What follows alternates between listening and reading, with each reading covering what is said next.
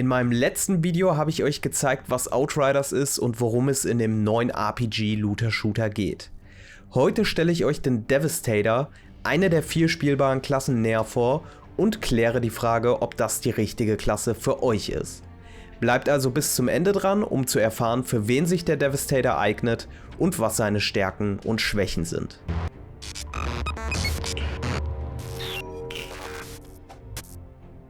Hallo und herzlich willkommen zu diesem neuen Video.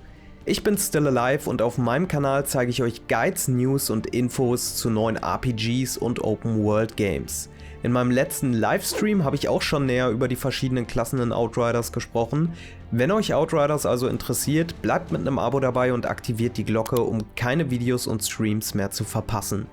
Damit könnt ihr mich und den Kanal weiter unterstützen und mir dabei helfen, euch mit interessantem Content zu versorgen. Mittendrin statt nur dabei ist wohl das beste Motto für den Devastator. Denn dieses Monster einer Klasse ist am besten aufgehoben, wenn er sich auf Close oder Midrange befindet. In meinem letzten Video habe ich euch schon gezeigt, dass jede der 4 Klassen eine individuelle passive Fähigkeit hat, um Lebenspunkte wiederherzustellen. Wenn du das Video noch nicht gesehen hast, dann guck dir das am besten über die Infokarte, die ich jetzt oben einblende, auch noch an. Der Devastator stellt Lebenspunkte wieder her, indem Gegner in seiner Nähe sterben. Außerdem erhält er durch jeden Gegner, der in der Nähe stirbt, einen Bonus von 25% auf seine Lebenspunkte und 30% auf seinen Rüstungswert. Und dieser Effekt ist auch noch stapelbar. Durch seine verschiedenen Boni auf Ausrüstung und Lebenspunkte ist er in der Frontline perfekt aufgehoben und Gegner beißen bei ihm im wahrsten Sinne auf Granit. Denn Steine bzw. Erde ist das Element, welches sich der Devastator zunutze macht. Damit kommen wir auch schon zu den Fähigkeiten und Skills.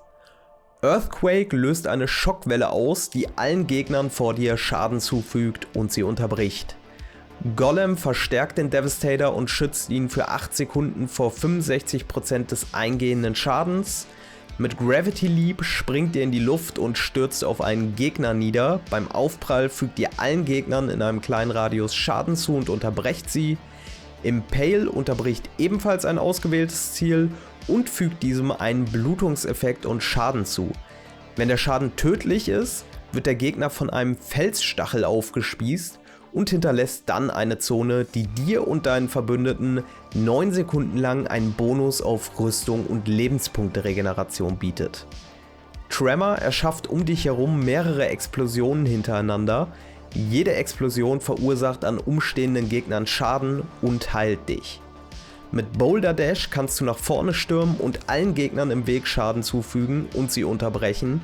Am Ende des Ansturms schlägst du dann in den Boden ein und fügst nochmal allen Gegnern um dich herum Schaden zu. Endless Mass fängt ein Ziel in einen Stein ein und verpasst ihm einen Blutungseffekt. Außerdem werden alle umstehenden Gegner herangezogen und der Stein explodiert und fügt dann allen Schaden zu.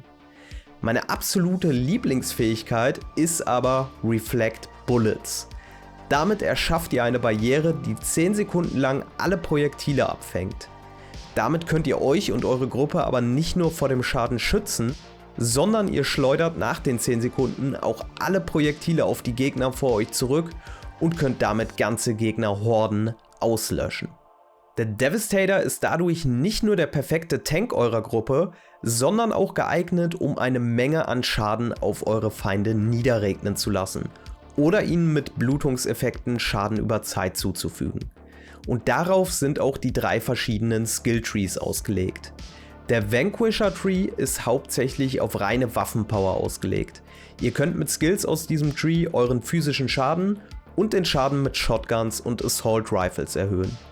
Der Warden Tree ist der Tank Tree und die Skills darin erhöhen massiv eure Verteidigung mit Rüstungsboni, mehr Lebenspunkten und einem Skill, der euch alle 3 Minuten unsterblich macht.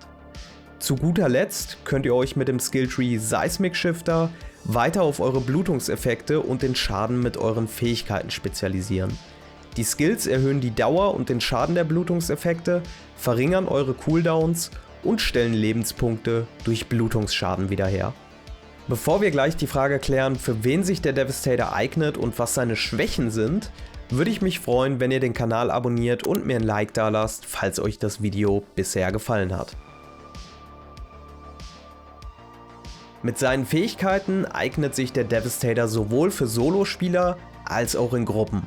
Mit Tremor und Golem habt ihr als Solospieler die Mittel, um euch selbst zu heilen und nahezu unsterblich zu machen, und Reflect Bullets lässt euch die Gegner schließlich mit ihren eigenen Waffen schlagen. In Gruppen sorgt ihr für jede Menge Crowd Control durch Fähigkeiten wie Endless Mass, könnt eure Gruppe mit Reflect Bullets von gegnerischem Schaden abschirmen oder ihnen mit Impale einen Bonus auf Rüstung und Lebenspunkte-Regeneration verpassen. Bei der Wahl der bevorzugten Waffen seid ihr relativ frei, solltet aber nicht auf Sniper Rifles zurückgreifen.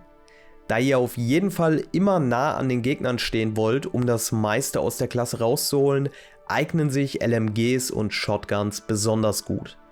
Wenn ihr euch für den Vanquisher Skilltree entscheidet, erhaltet ihr zusätzlich einen Bonus auf Shotguns und Assault Rifles. Die Stärken des Devastators liegen klar auf der Hand. Er hält viel aus, eignet sich für Solospieler und Gruppen und kann auch noch Schaden austeilen.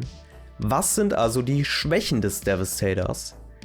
Da er sich passiv nur heilt, wenn Gegner in der Nähe sterben, können Kämpfe gegen einzelne starke Gegner, wie zum Beispiel Bosskämpfe, gerade für Solospieler ein Problem werden.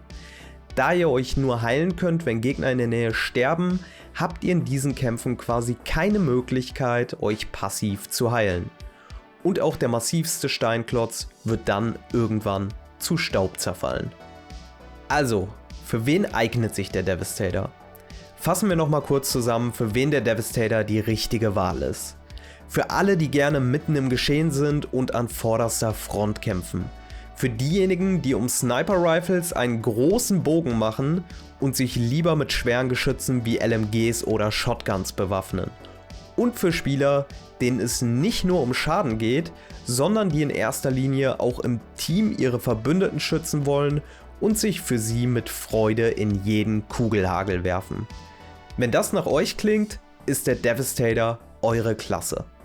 Und wenn euch das Video gefallen hat und ihr mehr Videos zu Outriders sehen wollt, dann hinterlasst jetzt noch schnell ein Abo, falls ihr das noch nicht getan habt, und aktiviert die Glocke, um mein nächstes Video nicht zu verpassen. Schreibt mir jetzt noch in die Kommentare, was ihr von dem Devastator haltet. Werdet ihr euch für diese Klasse entscheiden oder habt ihr euch vielleicht schon auf eine der anderen Klassen festgelegt? Das war's jetzt erstmal wieder von mir.